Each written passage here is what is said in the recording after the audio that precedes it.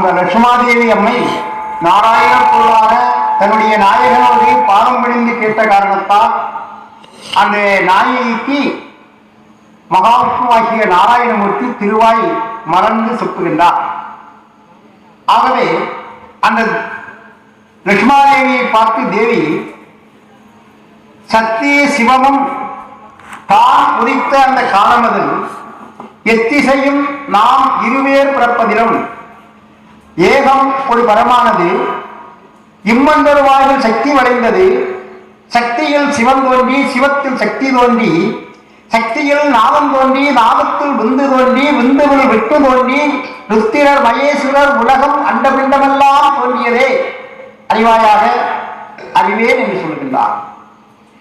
இனி ருத்திரரும் மகேஸ்வரரும் உதித்த அந்த நாளில் பக்தியுள்ள தேவர் பரநாதர் நாளதினம் வானோர்கள் தெய்வார் மறைவேத சாஸ்திரமும் ஈரமாய் சண்டன் இவன் பிறந்த நாளதினம் ஆதித்தன் வாயு அண்டவிண்டன் தோன்றியவன் ஈருத்த காலம் ராட்சியம் ஒன்று உண்டு கண்டாய் அவ்வுகத்தை கண்டு ஆதி பிரம்மா மகிழ்ந்தார். அப்படி ஆதி பிரம்மாவாகிய சிவபெருமான் மகிழ்ந்து இவ்வுலகத்துக்கு நாம் என்ன பெயரிடமோ என்று எல்லோரும் கூடியிருந்து ஆலோசிக்கின்றார்கள். அப்படி ஆலோசிக்கின்ற போது நீடிய யுகம் என்று நீடிய உலகம் நீடிய யுகம் என்று எல்லோரும் கூடி ஆலோசித்து அதற்கு பெயர் சூட்டுகின்றார்கள். அதில் வாழ்வதற்கு ஒருவன் வேணுமல்லவா? இந்த உலகத்தை படைத்தாகிவிட்டது, இந்த உலகத்திலே பற்றுடையவன் ஒருவன் வாழ வேண்டுமே என்று சொல்லி சிவபெருமான் வேள்வியை வளர்க்கின்றார். அந்த வேள்வியை வளர்த்தவுடனே அந்த வேள்வியிலே ஒரு அசுரன், பெரிய மலை போன்றவன் ஒரு அசுரன் பிறக்கின்றான். அவன் தான் குரோணி. அவன் 1 கோடி 4 உள்ளமுடையவனாக இருக்கின்றான். அவன் பிறந்தவுடனே பசி ஏற்படுகிறது. பசி ஏற்பட்ட போது அங்குமிங்கும் சுற்றி பார்த்து கிடைத்தது எல்லாம் வாயிலே போட்டு சாப்பிடுகின்றான். பசியானவில்லை. சில நாள் தூங்கி எழும்புகின்றான். தூங்கி எழும்புகின்ற போது பசி தாகம் அதிகமாக காரணத்தால் கடல் நீர் அத்தனையும் கடவாய் கூட நனையாமல் குடிக்கின்றான். அதிலும் பசியானவில்லை. என்னதான் வயிற்றுக்கிடுவோமே என்று சொல்லி அங்குமிங்கும் பார்க்கின்றான். கைலேகிரியிலே எல்லா அம்சங்களும் அங்கே இருக்கிறது. தேவர்கள், முனிமார்கள், ரிஷிமார்கள், தவயோகிகள், ஞானிகள், லட்சுமாதேவி, சரஸ்வதி, சிவபெருமான், பார்வதி, இவங்க அத்தனை பேரும் அங்கே இருக்கின்றார்கள். நாராயணமூர்த்தியும் அங்கே இருக்கின்றார். இவர்களை எடுத்து அப்படியே விழுங்கி விடுவோமோ, கைலேகிரியை ஒன்றாக எடுத்து விழுங்கி விடுவோமே என்று ஆர்ப்பரித்து நிற்கின்றான். அப்படி ஆர்ப்பரித்து நிற்கின்ற உடனே எவ்வளவு நாராயணமூர்த்தி இதை அறிகின்றார்.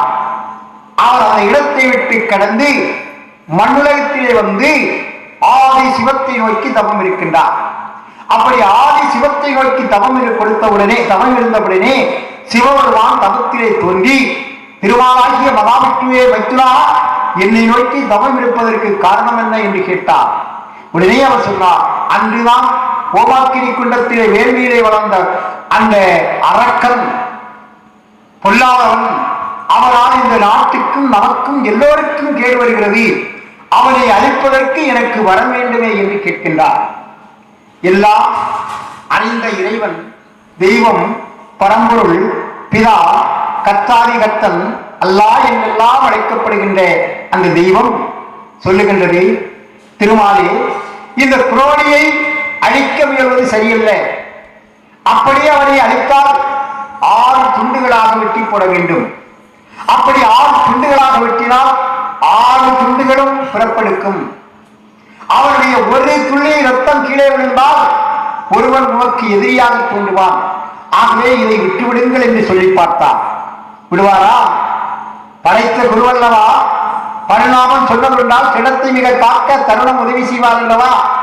அப்பேற்பட்ட அந்த தெய்வம் எந்த கஷ்டப்பட்டாலும் பரவாயில்லை, அவனை அழித்தே தீர வேண்டும் என்று சொல்லி விடாப்பிடியாக அந்த சிவபெருமானோடு கேட்க, சிவபெருமான் கையிலே ஒரு வாளை எடுத்து கையிலே கொடுக்கின்றார். அந்த வாளை கையிலே வாங்கிய உடனே துடிதுடித்து ஓடோடி வந்து குரோணியை சங்காரம் செய்ய வேண்டுமே என்று துடித்தெழுதி வருகின்றார். குரோணியோ கையிலேயே விழுங்குவதற்காக ஆர்ப்பரித்து நிற்கின்றார். வெட்டுகின்றார்.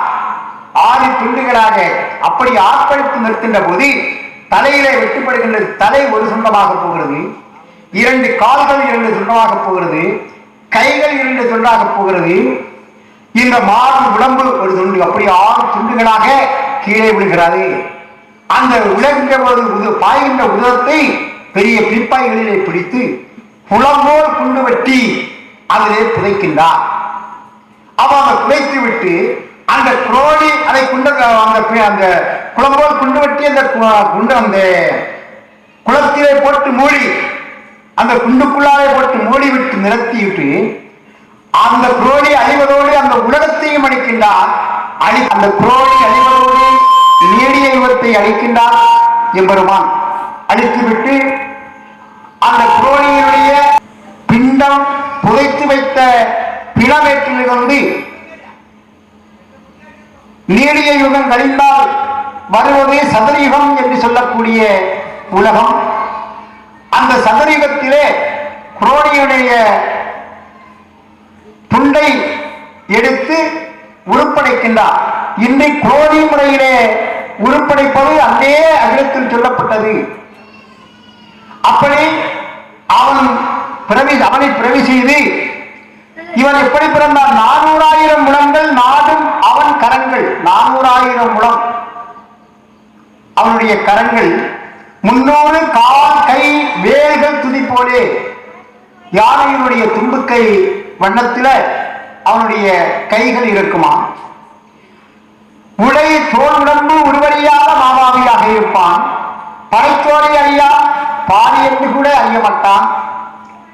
அட்டை போலே சுருண்டு அம்மி போலே கிடப்பான். இப்படிப்பட்டவன் குண்டட்ட போல சுருண்டு அப்படியே கிடந்து கொள்வான். இவ்வளவு பருமனானவன் மட்டை போலே நெய்வான். வயிறு மிக பசித்தால் அந்நுகலத்தில் உள்ள அத்தனை அசுரக்குலங்களையும் தன் வயிற்றுக்கிட்டு தனிபோல் வாழ்ந்தான். இப்படி நாளும் இவன் குலங்கள் ஆனதெல்லாம் அப்படியே தின்று அவன் சிக்கல் ஆற்றாமல் ஐயையோ என்று அலறுகின்றான். எல்லா பொருள்களையும் சாப்பிட்ட பிறகு இவனுடைய பசி தாங்கவில்லையே என்று சொல்லி ஐயையோ என்று அலறுகின்றான். அந்த அலறல் சத்தம் கேட்டு எல்லோரும் நடுங்குகின்றார்கள். யார் இந்த அலறல் சத்தம் போட்டது என்று கேட்க அந்த குரோணியினுடைய துண்டிலே பிறந்தவன் அவன் குண்டோபசாலியன். ஆகவே அவன் எல்லாவற்றையும் தின்று தீர்த்து இப்போது அவன் செய்கின்ற அட்டோழியம் தாங்க முடியவில்லை என்று சொல்ல எம்பெருமான் இந்த கடலை இந்த உலகத்தை கடலாக்குகின்றார். கடலிலே மறையை கயிறாக்கி வாயுவை ஒரு தோழியாக வரவைத்து, அதாவது சுருங்க சொன்னால் குளத்திலும் ஆற்றிலும் சின்ன பிள்ளைகள் தூண்டல் போடுவதை போல ஒரு தூண்டலை செய்து அந்த தூண்டலுக்குள்ளாரே 4 புழுக்களை கொடுப்பார்கள். ஆனால் இந்த 4 புழுக்கள் தேவர்களை கொடுத்தார். தேவர்களை கொடுத்து 4 புழுக்களாக்கி அதை மறை என்று சொல்லக்கூடிய வேதத்திலே கட்டி வாயுவை மிதப்பான மிட்டையாக்கி கடலை ஓடையாக்கி காயாம்பு மன்னராகிய பகவான் அந்த ஓடத்தில் ஏறிக்கொள்ள மூவாதி மூவர்கள் அந்த தோழியை தள்ளிவர இவன் வருகின்றான். எதிரே வருகின்றான். தேவர்கள் நுழைந்து இருக்கின்றார்கள். இப்போது சாப்பிட விடலாம் என்று ஓடோடி வருகின்றான். வருகின்ற போது தூண்டலை எடுத்து போட்டுக் கொடுக்கின்றான். அந்த தூண்டலை எடுத்து விழுங்குகின்ற போது அவன் வாய்க்குள்ளாரை சென்று கழுத்து பகுதியிலே இறுக்கிக் கொள்கிறது. கொக்கி அதை இழுக்கின்றார். அவனுடைய உயிரானது அழிக்கப்படுகிறது. அப்படி உயிர் அழிக்கப் போகின்ற போது இந்த சுத்திகரிக்க வேண்டுமே என்று சொல்லி இந்த உலகத்தை சங்காரம் செய்ய விட்டாச்சு, இந்த உலகம் சுத்தப்பட வேண்டும் என்று சொல்லி இந்த கடலை வரவழைத்து அதை ஜல பிரளயத்தால் இந்த உலகத்தை அழிக்கின்றார். ஜல பிரளயத்தால் அழித்துவிட்டு எம்பெருமான் கோபத்தோடு சென்றிருக்கின்றார். அப்போது தேவர்கள், சுவாமி, இத்தனை காலங்கள் நீர் படைத்த அந்த 2 உலகத்திலும் வரங்கள் எதுவும் ஆண்டி படைக்கவில்லையே, இனி படைக்கின்றவர்களாவது உம்மோடு வரங்கள் கேட்டு நல்லவர்களாக வாழ வேண்டும் என்று தேவர்கள் சொல்லுகின்ற போது அந்த தேவர்களுக்கு எம்பெருமான் கூறுகின்றார். எவ்வாறு அடுத்த குரோணியினுடைய துண்டை பிரவி செய்து அவனுக்கு குரோணி குண்டோமசாலி என்று சொல்லக்கூடிய 2 அரக்கர்களையும் அழித்து ஒரே ஒரு துண்டம் தான் மறந்திருக்கு. இனி 5 துண்டம் இருக்கிறது. அந்த ஒரு துண்டை எடுத்து 2ஆக பிளந்து 2 உயிர்களை படைக்கின்றார். அவன் ரெண்டு உயிர்களை படைத்தவுடனே 2 பேரும் எழும்பி நின்று அங்கே உல்லாசம் விடுகின்றார்கள். அப்போ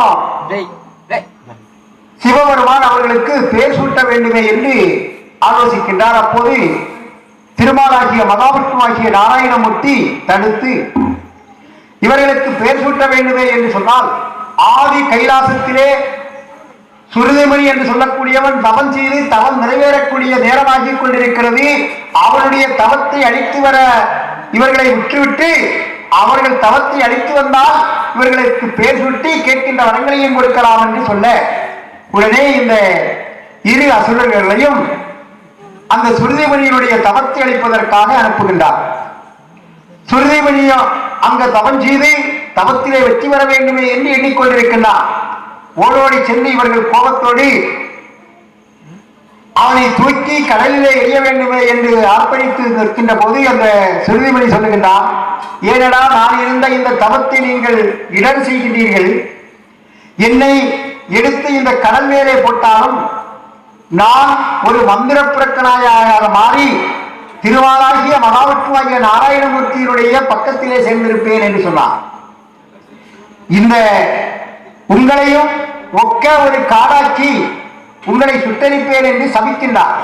முனியனுடைய சாபம் பற்றினாலே போதும், அது தீராது. அதை கூட எண்ணாமல் போன போக்கில் தூக்கி எடுத்து கடலில் எறிஞ்சாங்க.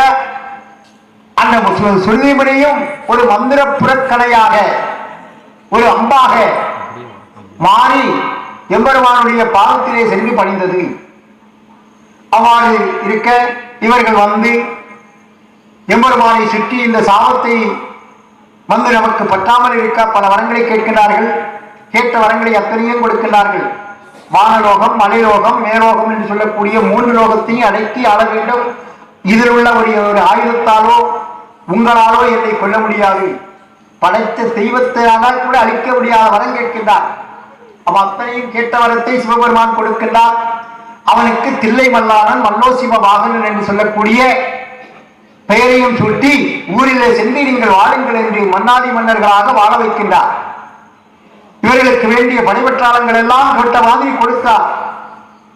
தேவர்களுக்கும் மனிதர்களுக்கும் வாழ முடியவில்லை, ஞானிகளுக்கும் ரிஷிமார்களுக்கும் வாழ முடியவில்லை. எல்லோரும் போய் அழுகின்றார்கள். என்ன செய்வது? அப்போது நாராயணமூர்த்தி தன்னுடைய மனைவியான லட்சுமாதேவியிடம் கேட்கின்றார், தேவி, மலைலோகம், வானலோகம், பூலோகம் என்று சொல்லக்கூடிய 3 லோகத்தாலும் அழிக்கக்கூடிய வரம் வாங்கி இருக்கின்றார். இவரை எப்படி அழிப்பது?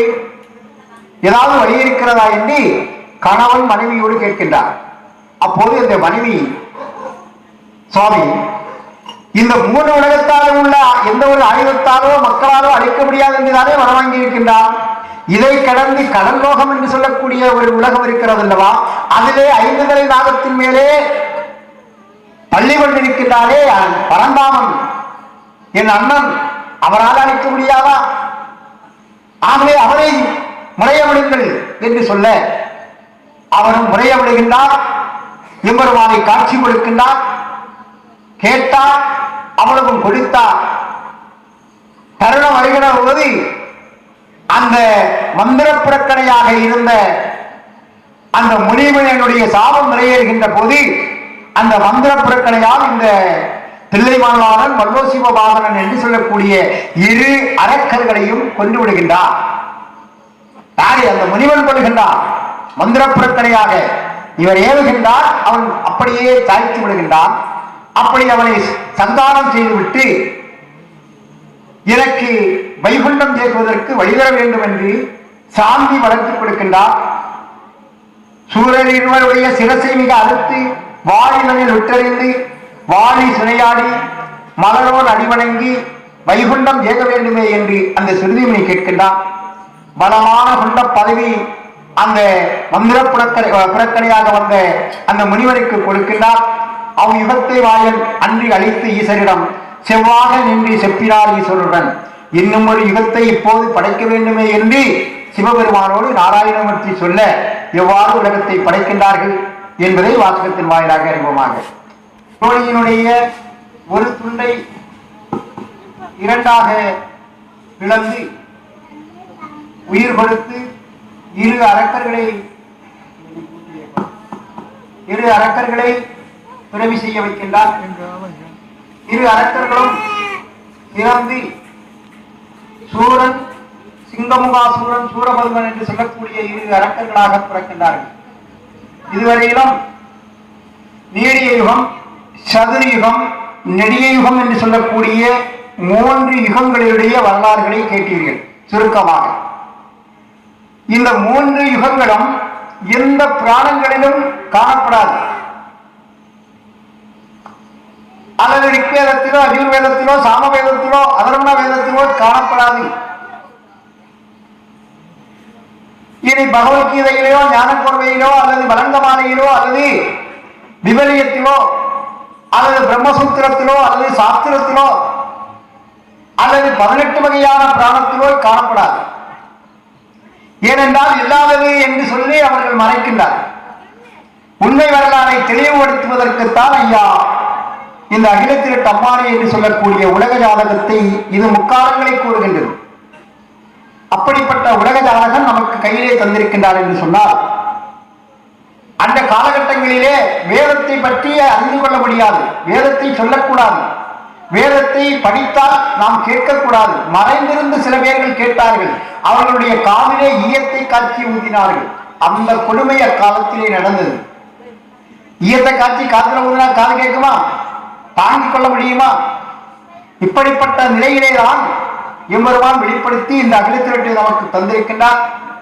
இன்று நாம் இரவு பகலாக எங்கு சென்றாலும் சர்வ சாதாரணமாக போகின்றோம். அந்த காலத்தில் அப்படி போக முடியாது. அப்படிப்பட்ட அநியாய கிரமங்கள் நடந்தது. ஆகவேதான் இந்த 3 வேதங்களையும், இந்த 3 யுகங்களையும் மறைக்கப்படுகிறது. அவன் கிரேதா யுகம் தான் அவர்களுக்கு, மற்றவர்களுக்கெல்லாம் இந்த கிரேதா யுகம் தான் உண்மையானது. அதற்கு பிறகுதான் வரலாறை சொல்வார்கள். ஏனென்றால் சூரன், சிங்கமுகாசூரன், சூரனை கொள்வது, வதஞ்சுவது, அந்த வரலாறு தான் அதற்கு பிறகுதான் அவர்களுக்கு தெரியும். ஆகவே தெரியாததை தெரியாது என்று சொல்லலாம், தெரியாததை உண்மையை மறைக்க முடியாது, உண்மை இல்லை என்று சொல்ல முடியாது, சொல்லக்கூடாது.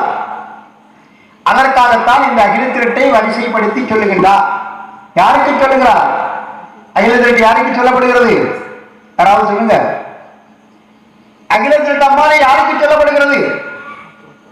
நாராயணமூர்த்தி தன்னுடைய மனைவியான லட்சுமாதேவிக்கு திருவாயு மலர்ந்து செப்புகின்றார். எத்தனை தடவை சொன்னேன் கேட்கதேனா? எங்க இருந்து கேட்டாலும் கேளுங்க. ஏன்னு சொன்னா நம்ம பாராயணம் பண்ண இடத்துல கூட்டம் அதிகமாக இருக்காது, வெளியில தூங்க மாட்டார்கள், வெளியில இருந்து கேட்டுக்கொண்டிருப்பாங்க. என்ன சொல்லுவாங்க, எப்படி இருக்கிறது, வாசிப்பு எப்படி இருக்கிறது, என்ன பேசுறாங்க, வாசிப்பு ராகமமா இருக்கா, மட்டா இருக்குதா, டூனா இருக்கா, இதெல்லாம் கேட்டு நிறைவு தரும் வரையிலும் காத்திருப்பார்கள். அண்ணன் கூட குடிக்க மாட்டாங்க. மறுநாள் அந்த ஊர் வழியா போகுமோ பல கதைகளை சொல்லுவாங்க. அப்போதான் தெரியும், ஆஹோ நம்ம வந்துட்டு சொல்லுகின்ற கருத்துக்களை உண்மையிலே கேட்டுக்கொண்டிருக்கிறார்கள்.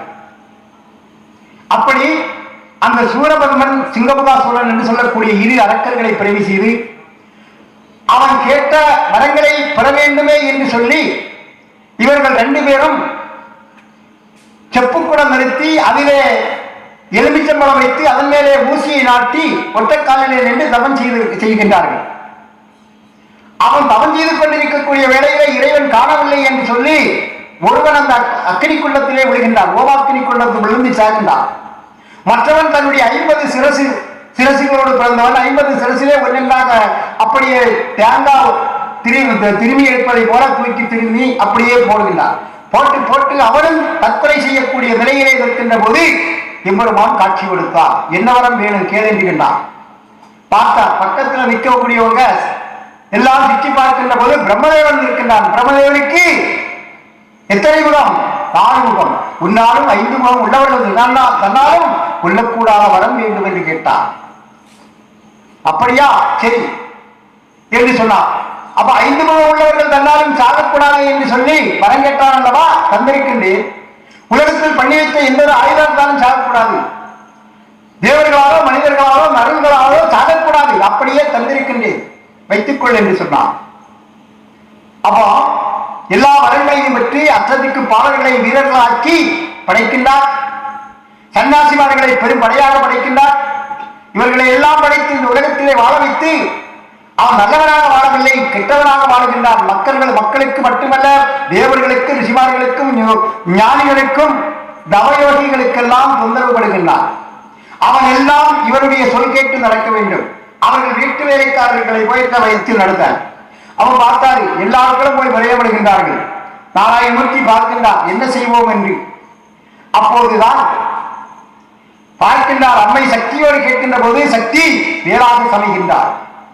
அப்படி சமைத்து வைத்து விட்டு இவருக்கு என்ன செய்வோம் என்று சொல்லி வீரர்வாகு தேவரை வரவழைத்து அவனுக்கு புத்தி உபதேசம் செய்வதற்காக செல்கின்றார். வீரவாகு தேவரும் போய் புத்தி சொல்லி கேட்கவில்லை. இவனை 5 முகம் உள்ளவர்கள் தன்னாலும் கொல்லக்கூடாது வரவேண்டினான் காரணத்தால் சிவபெருமானுடைய திருநெற்றி கண்ணிலிருந்து 6 தீச்சோலைகள் தீப்பிழம்பு சரவண பொய்கையிலே வளர்ந்து கொண்டிருக்கக்கூடிய 6 செந்தாமரையிலே விழ வைக்கின்றார். அந்த 6 செந்தாமரையில் விழுந்த அந்த அக்கினி பிழம்பு குளிர்ச்சி அடைந்து 6 ஆண் குழந்தைகளாக அங்கே தமிழ்கிறது. அந்த 6 ஆண் குழந்தைகளையும் காட்சியை பெண்கள் எடுத்து வளர்த்து பாலமது ஊட்டி அவர்களுக்கு என்ன வேண்டுமோ அதையெல்லாம் செய்து நாடகமேனிய பொழுதுமாக ஆளாக்கி விடுகின்றார். ஆளாக்கி விடுகின்ற போது அந்த 6 குழந்தைகளும் ஒன்றாக நேர காலம் வருகின்ற போது ஒன்றாக சேர்ந்து 6 முகக்கடவுளாக நாமமிட்டு அவதரிக்கின்றார். முருகபெருமானாக யார் அவதரிக்கின்றார்? நாராயணமூர்த்தி. வேற யாருக்கும் அவதரிக்க முடியாது. அவதாரங்கள் எத்தனை? யாராவது சொல்லுங்க, அவதாரங்கள் எத்தனை? அவதாரங்கள் எத்தனை? யாராவது சொல்லுங்களேன். யாரும் இல்லையா? சரி, கண்ணபரமாத்மாவுக்கு அவதாரம் எத்தனை? கண்ணபரமாத்மா கிருஷ்ண பரமாத்மாவுக்கு அவதாரம் எத்தனை? கிருஷ்ண பரமாத்மாவுக்கு அவதாரம் எத்தனை? 10. கிருஷ்ண பரமாத்மாவுக்கு 10 அவதாரம் தெரிகிறது ஐயா. ஆனால் நாராயணமூர்த்திக்குத்தான் 10 அவதாரம்.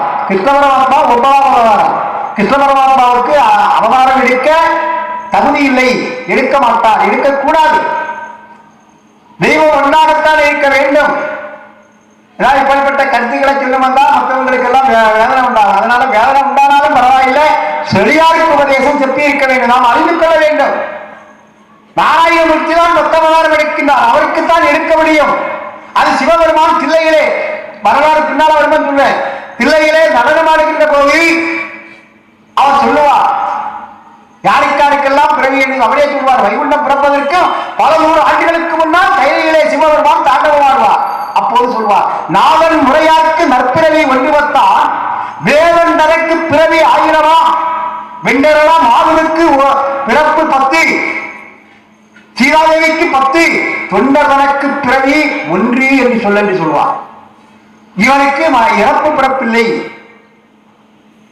ஆகவே தொண்டர்களுக்கு பெருமையும் இருக்கிறது சொல்வார். பெரிது பெரிது போனம் பெரிது புவனமோ 4 படைப்பு 4 கரியமாவோ உண்டியில் பிறந்தோர் கரியமாவோ அலைகடல் தீழ்வோர் அலைகடலோ சுருதியின் கலசத்துள் ஒழுக்கம் கலசமோ சிறுதுளி மண் புமியின் சிறுதுளி மண் புவியோ அரவன் விடுதலை பாரம் அறவோ உமையவள் விரல் மோதிரம் உமையவளோ ஈசனுள் ஒழுக்கம் ஈசனோ தொண்டருள் ஒழுக்கம் தொண்டவன் பெருமையை சொல்ல ஒண்ணாதே. தொண்டர்களுக்கு பெருமையை யாராலும் சொல்ல முடியாது. தலைவருக்கு பொறுப்பல்ல, பெருமை இல்லை, தொண்டர்களுக்குத்தான் பெருமை. ஆகவே தொண்டர் என கண்டு சொன்னேன் நான் உன்னோடு என்று கலைக்கோட்டு மாமனிக்கு சொல்லுவார். பின்னால் வாசகம் வருகின்ற போது விளக்குகின்றேன். ஆகவே அப்படிப்பட்ட இந்த ஆகமம் வேறு எந்த ஒரு செய்தியிலும் காணப்படுவதில்லை. அவன் தேவர்கள் எல்லாம் போன உடனே வீரபாகு தேவரிடம் போய் தூவிடுகின்றார். அந்த வீரபாகு போய் சொன்ன உடனே என்ன செய்யணும்? அவன் திரும்பி இருக்கணும். என்னடா நீயா எனக்கு புத்தி சொல்ல வந்த, இவரை பிடிச்சி சிறை வைங்கன்னு சொன்னான். உடனே அந்த சபையிலிருந்து சொல்லுவான், தூதராக வந்தவனை சிறைப்படுத்தக்கூடாது, சிறைபிடிக்க கூடாது. அவன் வந்த விஷயத்தை கேளுங்கள் என்று கேட்டு விவரம் அளிக்கின்றான். அவன் நீ இந்த நாட்டிலே வாழ வேண்டுமே என்று சொன்னால் இந்த அநியாய கிரமங்கள் செய்யாமல் நீதியாக செங்கோலாட்சி செலுத்தி வாழ இல்லைன்னு சொன்னா உனக்கும் எங்களுடைய கந்தசாமியாருக்கும் 8ஆம் நாள் கண்டைக்கு வருவேன் போ, இதை சொல்லி பறைசாற்றி வா என்று சொன்னார்.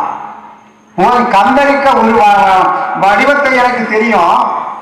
நான் சிறியன் என்கிறாரே, என்னுடைய உடம்பை பா. எனக்கு வரம் தந்தவன் சிவபெருமான், அவன் மனைவியை கூட்டிக் கொண்டு பால்கடையிலே நாராயணமூர்த்தியின் பக்கத்திலே அஞ்சலி நாகத்தின் மேலே பள்ளி கொண்ட அந்த பரந்தாமனிடம் சென்றிருக்கின்றான். பின்னையாவது ஆண்டி என்று கேட்டு ஏளனம் பேசினார். அதை வந்து அவ்வாறு எம்பெருமான் ஆறுமுக கடவுள் என்ற நாமம் கூறினாரே, முருகாவதாரம் எடுத்து அந்த பரந்தாமனோடு சொல்லிக் கொண்ட போது இவர் அஷ்டத்துக்கு பாடல்களை வீரராக்கியும் சன்னாசிமார்களை எல்லாம் பெரும் படையாக திரட்டி அவன் வாழுகின்ற இடத்தின் பக்கத்திலே ஒரு கூடாரம் அமைத்து மேலெல்லாம் வெடிகளை பூசிக்கொண்டு அங்கே சென்று அமர்ந்திருக்கின்றான். அமர்ந்திருப்பதை அறிந்து அவனும் எதிர்த்து போரிட வருகின்றான். அப்போது எம்பெருமான் சொல்லுகின்றான், எப்பா சூரா சூரபத்மா, மம்பல் இரவாதே, வாழ் இழந்து போகாதே, அற்பம் இந்த வாழ்வு அநியாயம் விட்டுவிடு, கரணங்கள் இல்லாமல் கவைகள் இல்லாமல் உன்னுடைய தாய் தந்தை கூடப்பிறப்பு உற்றார் உறவினர்கள் அத்தனையும் இழவாதே, நீ இறந்து போகாதே என்று சொல்லி பார்த்தார். நீதான் என்னை நாய்வெறிக்கு பித்து போடுவேன் என்று சொன்னது யா ஆண்டியா, நீ என்னோட யுத்தமிட்டிருப்பார் என்று எதிர்த்தார். இதுதான் தருணம் என்று சொல்லி அத்தனை படைகளையும் சின்னாவண்ணமாக்கி அவனை வேலாயுதத்தால் சந்தானம் செய்கின்றார். சூரபத்மனை சூரசந்தானம் செய்கின்றார். அந்த சூரசந்தானத்திலிருந்துதான் உலக வரலாறுகள் மக்களுக்கு தெரியும். ஏனென்றால் திருச்செந்தூர்ல வைத்து நடக்கக்கூடிய சூரசந்தானம். அவன் அந்த சூரனை சந்தானம் செய்ததன் பிறகு அவன் புறமையிலும் புற்றுயிரமாக இருக்கின்ற போது நாராயணமூர்த்தி நேரிலே சென்று, சூரா, இதற்கு முன்னாடி நீ இத்தனையோ யுகங்களிலே பிறந்திருக்கின்றாய், உன்னை பிறவி செய்திருக்கின்றேன், உன்னை கொல்லுகின்ற போது நீ இறக்கின்ற போது ஒவ்வொரு காரணங்களையும் சொன்னால், இப்போதாவது நான் உன்னை கொண்டேனே என்று எண்ணுகின்றாயா, என்னை நினைக்கின்றாயா, என்னை வணங்குவாயா, நான் கடவுள் என்பது உனக்கு தெரிகிறதா என்று கேட்டபோது, உன்னால் என்னை கொல்ல முடியாது, சக்தியை சூலமாக பயன்படுத்தி என்னை இத்தலத்தில் கொண்டாய் அல்லாது உன்னால் என்னை கொல்ல முடியாது என்று சொன்னவுடனே நாராயணமூர்த்திக்கு கோபம் வெகுண்டெழுகிறது. உடனே பார்க்கின்றார், இந்த உலகத்தை அழிக்க வேண்டுமே, பார்க்கின்றார் கால நேரம் இருக்கிறது. உடனே அந்த சூரபதுமனை மீண்டும் இந்த உலகத்திலே யாராக பிரவேசி செய்கின்றார்? யாராவது சொல்லுங்க. சூரபதுமனை யாராக பிரவேசி செய்கின்றார் தெரியுமா? சூரபதுமனை அந்த சிங்கமுக சூரனை இரணியனாக பிரவி செய்திருந்தால் இரணியன் கேட்ட வரங்களை எல்லாம் கொடுக்கணும், கவனமாக கேட்கணும். அதாவது எத்தனையோ வருடங்களாக நீங்க இடவாசிப்பு கேட்கிறீங்க, இதெல்லாம் அறிந்திருக்க வேண்டும், ஐயாவளி மக்கள் அறிந்திருக்க வேண்டும்.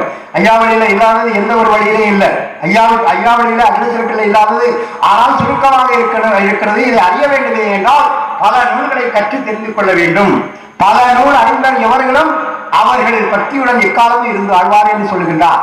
நீ பெரியோரிடம் அனுப்பதால் எந்த நூலை படித்து நீ பெரியோரானா என்று கேட்டால், நான் எந்த நூலையும் படித்து பெரியோராகவில்லை, பெரியோர்களிடம் அடுப்பதினால் புத்திமானானேன் என்று சொல்வதை போல எல்லோரும் அறிந்திருக்க வேண்டும்.